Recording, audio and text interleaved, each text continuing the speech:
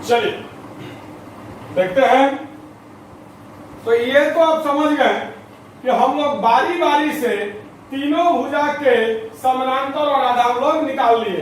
इसको मान लिया समीकरण 1, इसको मान लिया समीकरण 2, इसको मान लिया समीकरण 3। अब आइए आते हैं मेन पॉइंट पर, मेन मुद्दे पर अब आते हैं।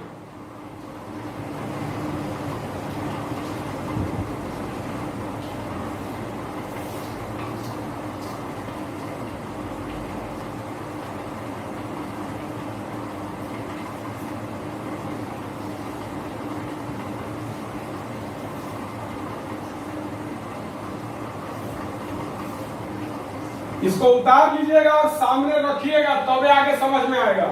लंबा क्वेश्चन है, लिखिएगा। इसके बाद अब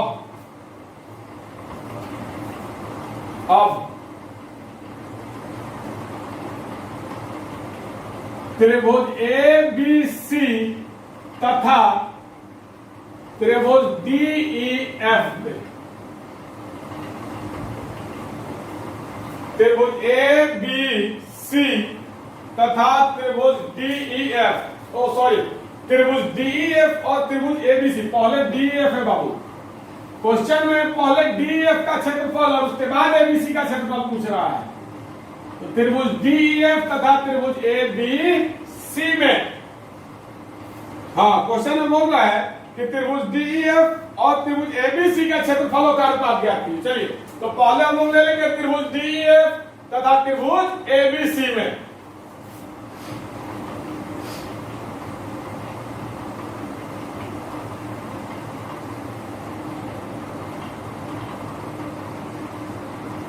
डी बराबर ए सी बटा 2 समीकरण 1 से,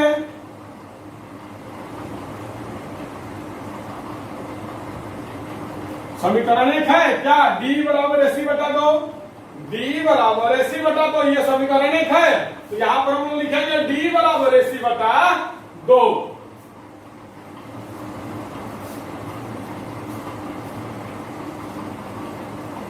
अब देखिएगा, या क्या, या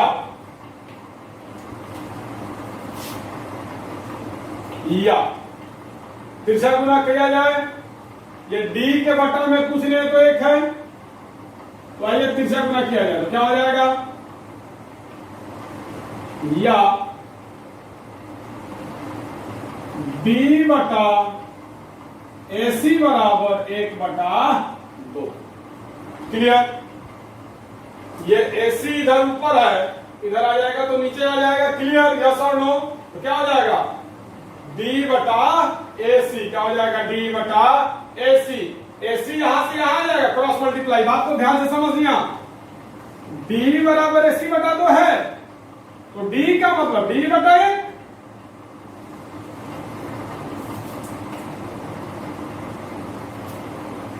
डी बराबर ए सी बटा 2 है, तो डी का मतलब डी बटा 1। जब तिरछा गुना करेंगे तो 1 के जगह पर ए सी आ जाएगा और एसी की जगह पर 1 चला जाएगा, ये यहां आ जाएगा, ये यहां आ जाएगा। तिरछा गुना में यही तो होता है। तिरछा गुना करेंगे तो तिरछा गुना करेंगे तो क्या हो जाएगा? डी बराबर एसी बटा 2 दिया है समीकरण 1 से, तो एसी आ जाएगा यहां, तो डी बटा एसी बराबर 1 बटा 2। इसके बाद लिखेगा तथा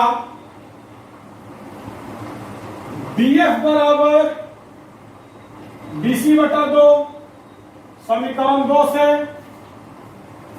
समीकरण 2 से यहां आप देख सकते हैं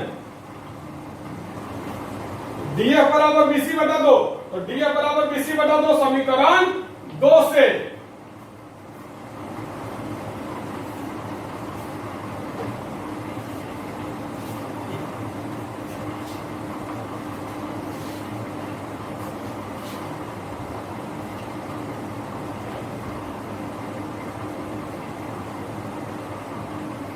हाँ भाई, तो बीसी इधर से इधर फिर तिरछा गुना करेंगे तो क्या हो जाएगा?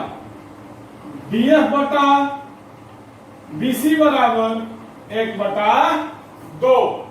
डीएफ बटा बीसी बराबर भी क्या हो जाएगा? 1 बटा 2। उसके बाद लिखेंगे एवं EF बराबर AB बटा 2 है समीकरण 3 से। EF बराबर AB बटा 2 है समीकरण 3 से। EF बराबर AB बटा 2 समीकरण 3 से।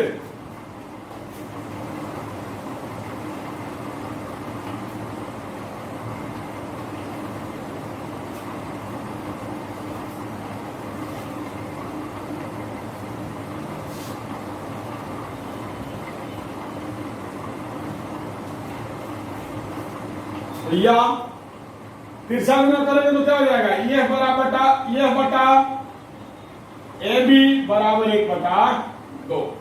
ठीक है, अब आप लिखिएगा चूंकि D बटा AC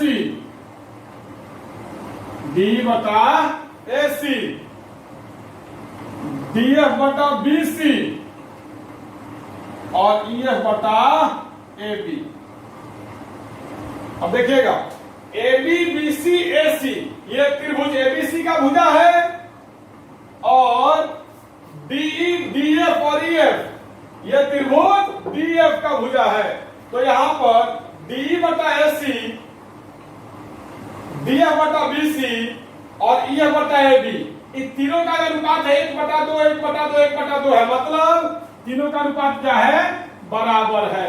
तीनों का अनुपात क्या है, बराबर है। तो आप लोगों को पता है क्या, तो यदि दो त्रिभुज के संगत भुजाओं का अनुपात बराबर हो तो दोनों का दोनों त्रिभुज समरूप होता है। क्लियर? आइए अब देखिएगा, जब इस दोनों त्रिभुज DEF और त्रिभुज ABC के भुजाओं का अनुपात जो है वो बराबर हो गया, तो इसीलिए त्रिभुज DEF समरूप हो जाएगा त्रिभुज ABC के। कैसे? तो S समरूपता से। S समरूपता क्या कहता है, तो दो त्रिभुज की भुजाओं का अगर अनुपात बराबर हो जाए तो दोनों त्रिभुज समरूप होता है। अब ये दोनों त्रिभुज समरूप हो गया, त्रिभुज DEF और त्रिभुज ABC ये दोनों का दोनों त्रिभुज क्या हो गया, समरूप हो गया। तो आइए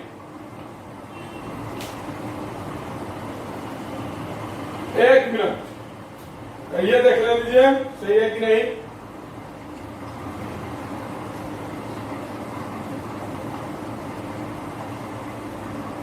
होगा यहां पर फिर से सही करना होगा। DEF हम लोग नहीं लिख सकते हैं। यह फोटो तो आप लोगों ने उतार लिया होगा, इस फोटो में थोड़ा सा किया जाए तो देखिएगा DE और AC संगत भुजा है, तो D के सामने कोण F है और AC के सामने कोण B है, तो F और B संगत कोण होगा। DF और BC का अनुपात है, तो DF के सामने ये है और BC के सामने A है, A। तो आइए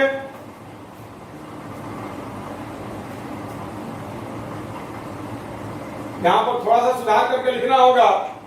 DE AC DE क्या है, F, DE क्या है, F और F का संगत कोण क्या है, यहां D और AC संगत भुजा है, तो D के सामने कोण F और AC के सामने B है। नियमानुसार लिखा जाता है, आपको पता है क्रम बराबर होना चाहिए। B उसके बाद DF और BC, तो DF के सामने E है और BC के सामने A है। तीसरा बचा कौन? चलिए अब जाकर के ये सही हुआ, तो क्या, तो त्रिभुज FED और त्रिभुज BAC ये दोनों क्या हो जाएगा, समरूप हो जाएगा। अब क्या बोल रहा है, तो इसके क्षेत्रफल का अनुपात ज्ञात करना है। तो चलिए वीडियो को करके उतारिए, उसके बाद क्षेत्रफल का अनुपात निकाला जाएगा। पहले इसको रोक करके उतारिए।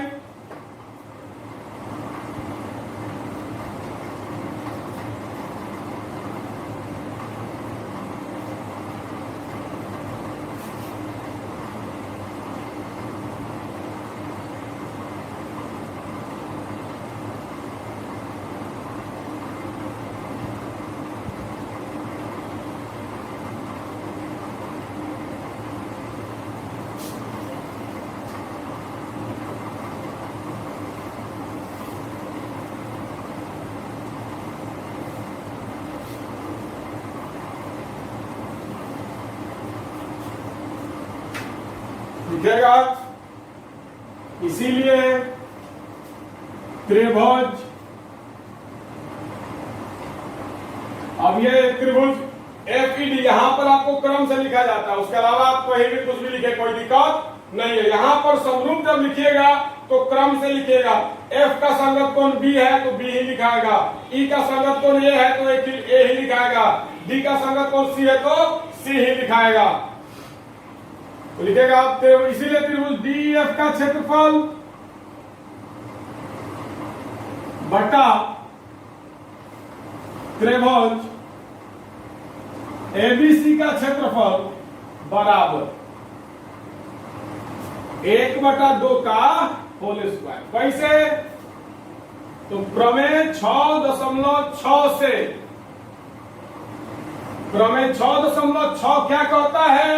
तो अगर दो त्रिभुज समरूप है तो उसको क्षेत्रफलों का अनुपात उसके संगत भुजाओं के अनुपात के वर्ग के बराबर होता है। और संगत भुजाओं का अनुपात कितना आया है? 1/2। डीएफ बटा बीसी 1/2, ईएफ बटा एबी 1/2। मतलब संगत भुजाओं का अनुपात कितना आया है? 1/2। तो दोनों त्रिभुज समरूप है तो इसके क्षेत्रफलों का जो अनुपात है वो संगत भुजाओं के अनुपात के वर्ग के बराबर होगा। तो संगत भुजाओं का अनुपात 1/2 आया है तो डायरेक्ट आप संगत भुजाओं का अनुपात 1/2 लिख सकते हैं। तो लिखिएगा अतः त्रिभुज डीईएफ का क्षेत्रफल अनुपात त्रिभुज एबीसी का क्षेत्रफल बराबर 1 का स्क्वायर 1 अनुपात 2 का स्क्वायर 4। आंसर अनुपात ये जो बटा है इसी का मतलब अनुपात होता है।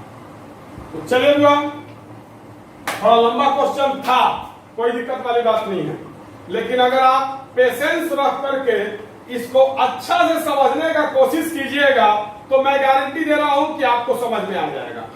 इसके हर एक चीज को मैंने आपको समझाया, कुछ नहीं।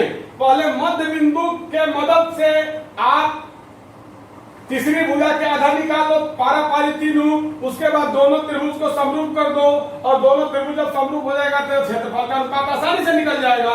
तो चलिए उम्मीद करते हैं समझ में आया होगा। समझ में आया तो भी आप मैसेज करके बताइए समझ में आ गया, नहीं समझ में आया तो भी मैसेज करके बताइए समझ में नहीं आया, मैं फिर से बताऊंगा। ठीक है, आज का क्लास यहीं पर समाप्त करते हैं। बहुत बहुत धन्यवाद।